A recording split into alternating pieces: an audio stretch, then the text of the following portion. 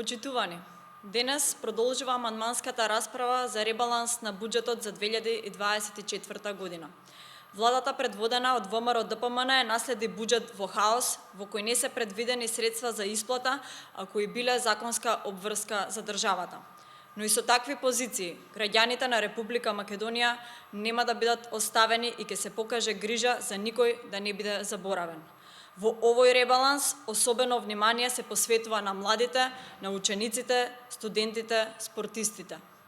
Издвојуваме повеќе средства за изградба на спортски сали, а обезбедени се и 550 милиони денари за ваучери во спортот кои беа заборавени. За да обезбедиме учебник за секое дете, кон Бирото за развој на образованието издвојуваме 80 милиони денари. Секое дете заслужува учебник со цел непречена настава во образовниот процес. Најмладите се наш најголем приоритет. Предвидени се 270 милиони денари за стипендиите.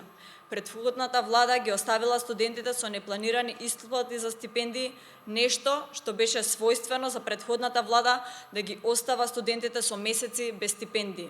Студентите може да бидат спокојни, бидејќи ВМРО ДПМН обезбедува средства и за стипендиите.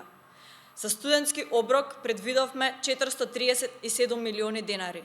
Законска обврска која не беше предвидена за исплата во буџетот креиран од СДСМ и ДУИ. Студентите, како наши идни високообразовани кадри, не смеат да бидат заборавени и студентскиот стандард не смее да биде веќе доведуван во прашање. Обезбедени се средства за непречена исплата на субвенциониран студентски оброк и средства за енергетска ефикасност на студентските домови. За оваа година обезбедуваме средства за вработување на 300 специјализанти, со што за само 30 дена од формирање на владата наоѓаме решенија за младите лекари да ги задржиме дома.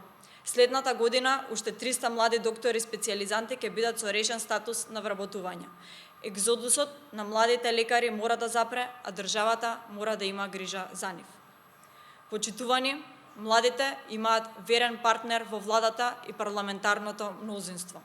За само еден месец со овој ребаланс докажуваме дека младите се наш фокус, а наша најголема цел е секој еден граѓанин да добие подобар животен стандард во Македонија. Ви благодарам. Дали има прашања?